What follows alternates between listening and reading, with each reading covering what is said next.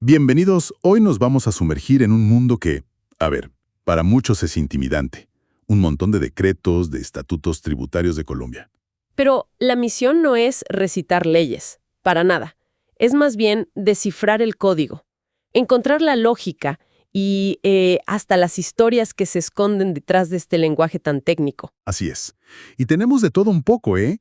Exenciones de impuestos, tributos con nombre propio como el de la gasolina y regímenes que buscan, digamos, simplificarle la vida a la gente.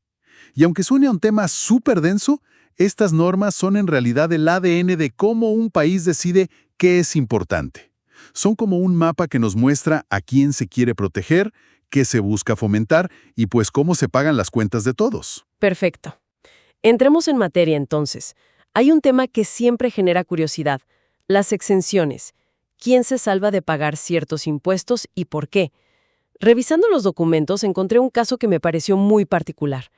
Las asociaciones de hogares comunitarios de bienestar están exentas de un impuesto que casi todos pagamos, el gravamen a los movimientos financieros. Sí, es un punto de partida excelente, porque ilustra muy bien uno de los propósitos de la ley tributaria: la protección, el famoso GMF, ese pequeño porcentaje que nos quitan en casi cualquier transacción. Bueno, a ellas no se les aplica.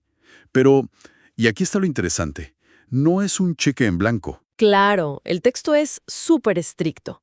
Les exigen tener una única cuenta bancaria que además tiene que estar marcada por el banco y solo puede usarse para recursos que les gira el ICBF.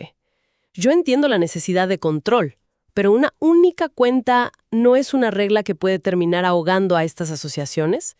¿Qué pasa si reciben una donación o quieren hacer una rifa? ¿Ese dinero no puede entrar ahí? Esa es la pregunta clave. Y toca el corazón del dilema: control versus flexibilidad. La intención de la norma es crear una especie de burbuja protectora. Quiere asegurarse de que cada peso que el Estado destina para los niños llegue intacto, sin que se pierda nada en el camino por un impuesto. Por eso el control es tan férreo, al punto que el ICBF tiene que notificarle al banco cualquier cosa. Pero tienes razón, esa rigidez puede ser un problema.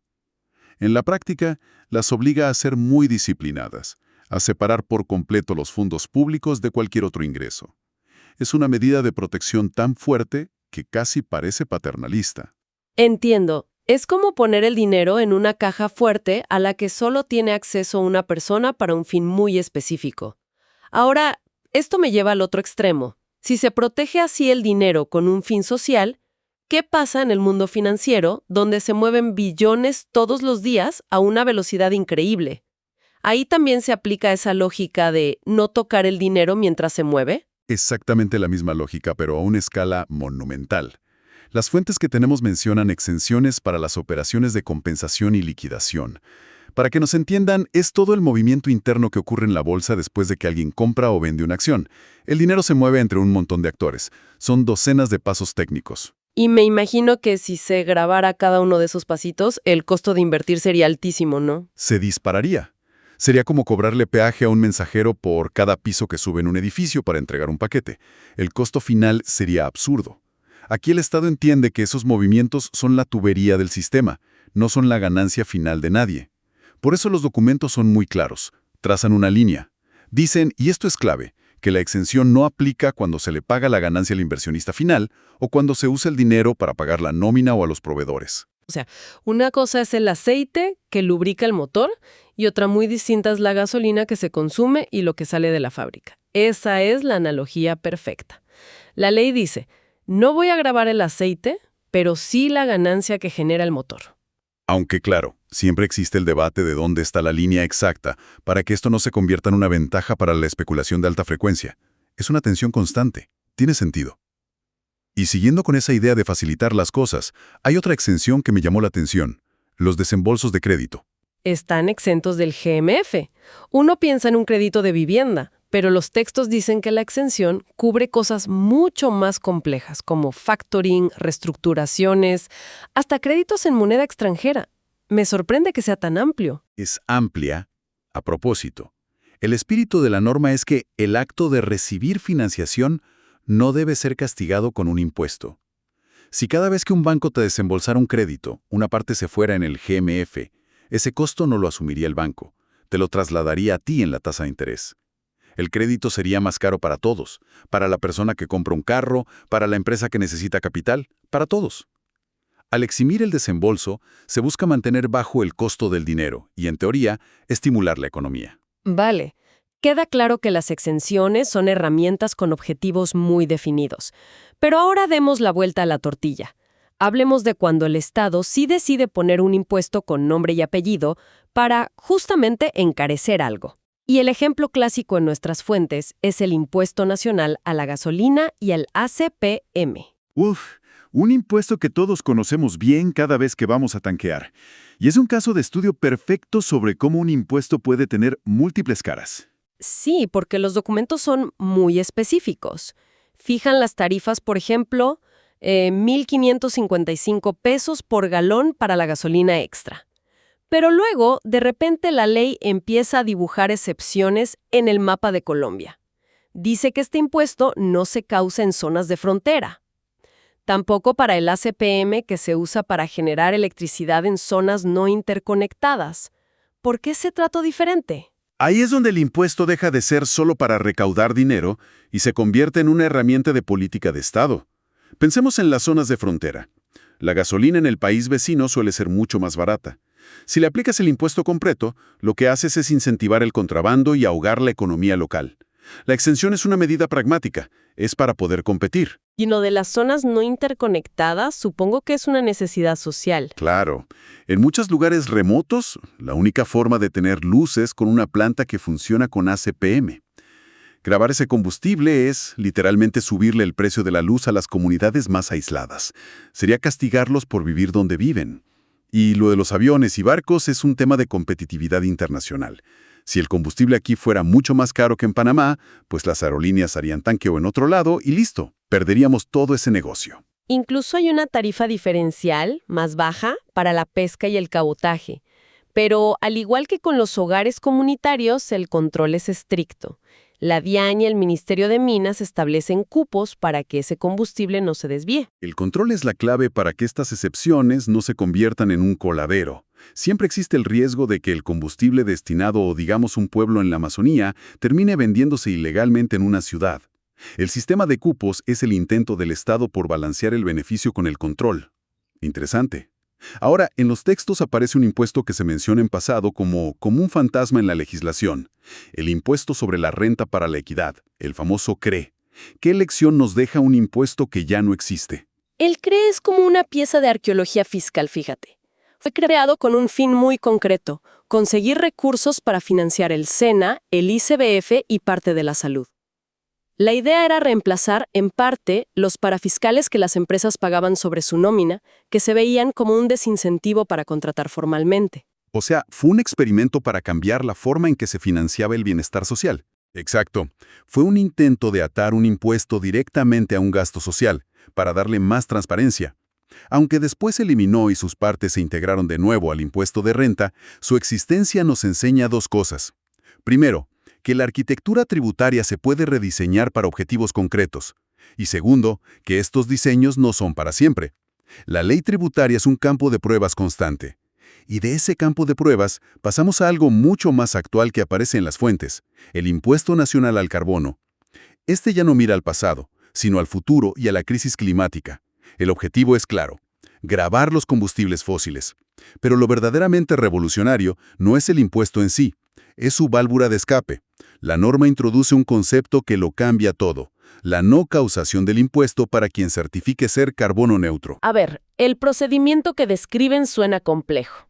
Dice que la empresa que consume el combustible tiene que presentar una solicitud al productor, con una declaración de verificación y un soporte de cancelación voluntaria de emisiones. A ver, expliquemos eso un poco.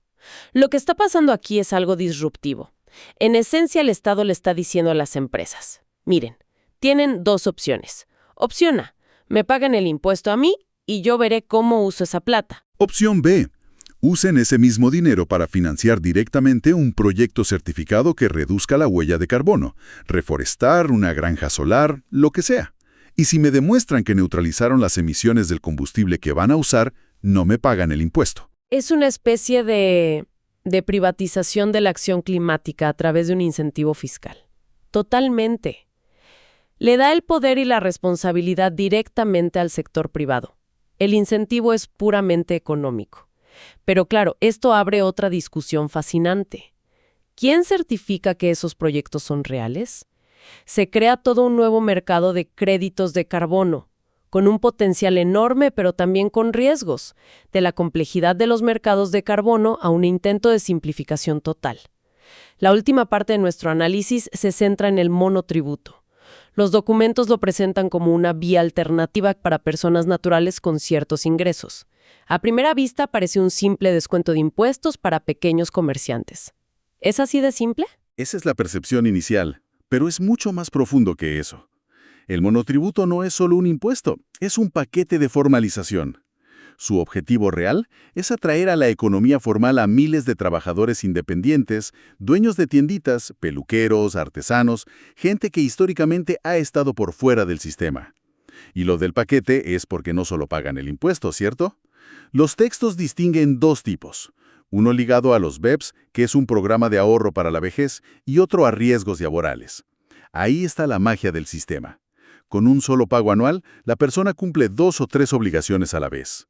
Una parte va al impuesto, otra va a su cuenta de ahorro para la vejez. Y si elige esa modalidad, otra parte paga su afiliación a riesgos laborales. Es un 3 en 1. Pongámoslo en un caso práctico. Pensemos en el dueño de la tienda de la esquina de mi casa.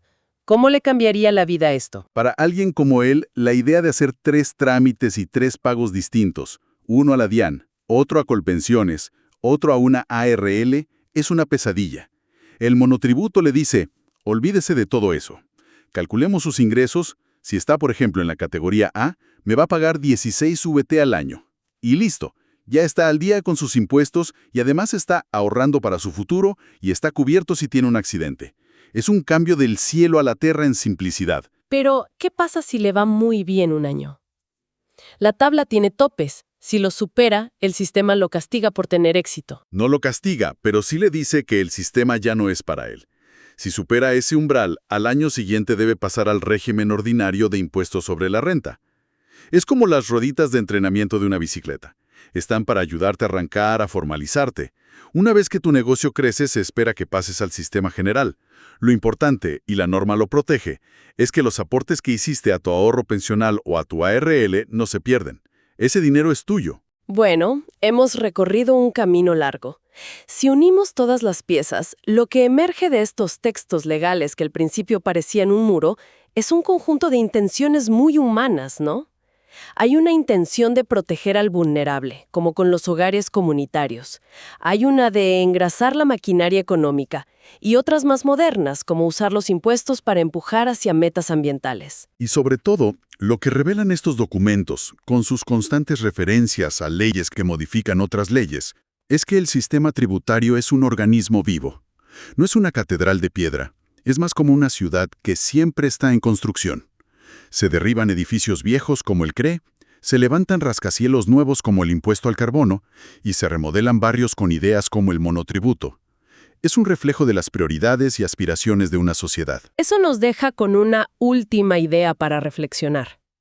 Cada uno de estos artículos fue escrito para una realidad económica concreta. Pero si miramos lo que está pasando ahora mismo, la economía de los creadores de contenido, el trabajo remoto, los activos digitales, nos damos cuenta de que están naciendo realidades que estas leyes ni siquiera podían imaginar. La pregunta es, ¿cómo se vería un capítulo de exenciones escrito para un nómada digital? ¿Qué tipo de impuesto se podría diseñar para una transacción en el metaverso? ¿Cómo se adaptará este lenguaje legal para regular un mundo que es cada vez más intangible?